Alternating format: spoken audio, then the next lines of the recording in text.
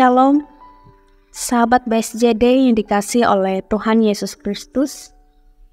Saya percaya bahwa setiap hari kita boleh bersyukur atas apa yang Tuhan berikan kepada kita, baik itu kesehatan, nafas hidup, maupun kekuatan dari Tuhan. Kembali pada hari ini, kita hendak memperlengkapi kehidupan kita dengan firman Tuhan yang terdapat dalam Yeskiel pasal yang ke-36 ayat yang ke-33 sampai pada ayat yang ke-38 yang berbunyi demikian. Dan bangsa-bangsa yang tertinggal yang ada di sekitarmu akan mengetahui bahwa Akulah Tuhan yang membangun kembali yang sudah musnah dan menanami yang sudah tandus. Aku Tuhan yang mengatakannya dan akan membuatnya. Beginilah firman Tuhan Allah. Dalam hal ini juga aku menginginkan supaya kamu Israel meminta daripadaku apa yang hendak kulakukan bagi mereka, yaitu membuat mereka banyak seperti lautan manusia, seperti domba-domba persembahan kudus, dan seumpama domba-domba Yerusalem pada waktu-waktu perayaannya. Begitulah kota-kota yang sudah runtuh, penuh dengan lautan manusia. Dengan begitu, mereka akan mengetahui bahwa Akulah Tuhan. Amin untuk pembacaan firman Tuhan. Sahabat BSJD dikasih oleh Tuhan, dalam kehidupan kita tidak lepas dengan yang namanya kesalahan. Baik itu perilaku, kata-kata, maupun perbuatan kita. Kesalahan dapat dilakukan baik itu secara sadar maupun tidak sadar. Melakukan kesalahan juga berdampak bagi orang lain maupun diri kita sendiri. Ketika kita terlanjur melakukan kesalahan, maka pada akhirnya muncul rasa menyesal. Maka dari itu, perlunya pembaharuan dalam kehidupan kita.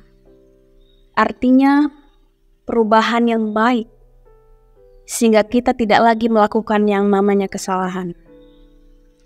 Firman Tuhan hari ini menjelaskan bahwa pembaharuan diberikan Allah dan diterima oleh Israel, sehingga mereka diperbaharui dan diselamatkan. Pentahiran dilakukan Allah dimulai dari perbuatan dan kesalahan yang dilakukan oleh umat Israel. Masalah yang terjadi saat itu bahwa bangsa Israel sendiri menajiskan tanah Israel dengan kekerasan dan pemberhalaan, sehingga mereka dibuang. Tidak hanya karena perbuatan mereka, namun nama baik Allah pun tercoreng di hadapan bangsa lain.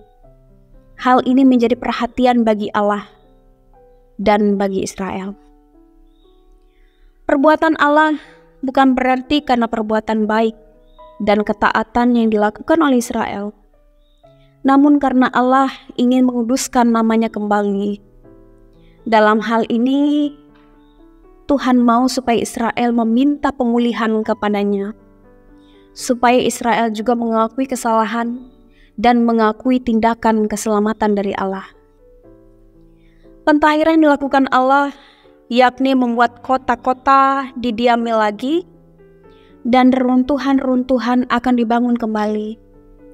Tanah yang sudah lama tandus akan dikerjakan kembali sehingga umat akan berkata, tanah ini seperti Taman Eden, artinya ada kedamaian. Kota-kota yang sudah runtuh, sunyi sepi dan musnah, kembali didiami dan menjadi kubu. Semua ini terjadi karena kuasa Allah.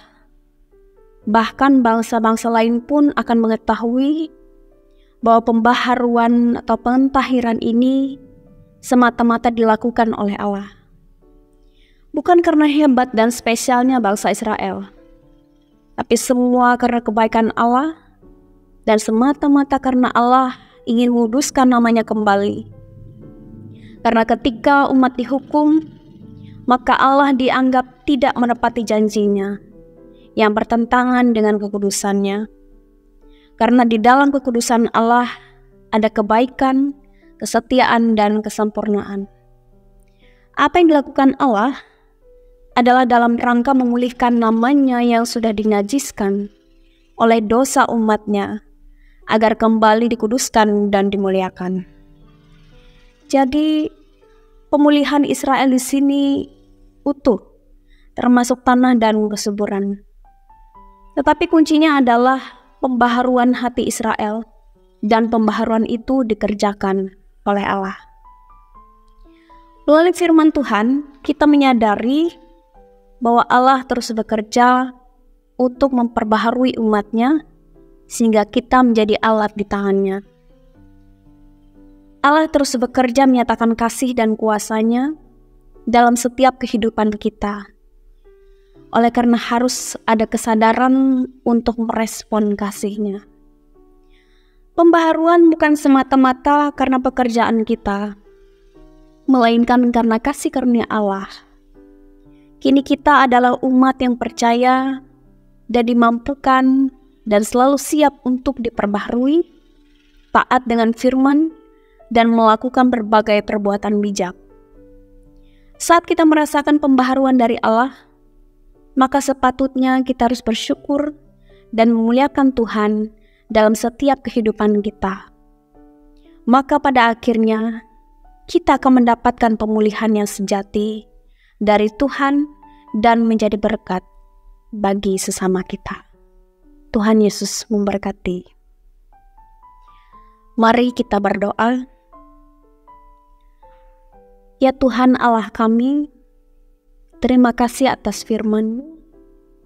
Karena melalui firman ini, kami boleh disadari bahwa perlunya kami mendapatkan pembaharuan dari Tuhan, mengakui setiap kesalahan, dan Tuhan senantiasa menyadarkan kami. Layakkanlah kami untuk terus melakukan perbuatan yang baik, sehingga kami layak dikuduskan, dan nama Tuhan terus dipermuliakan. Biarlah kasih dan anugerah-Mu terus menaungi kehidupan kami. Dalam nama Tuhan Yesus kami berdoa dan bersyukur. Amin.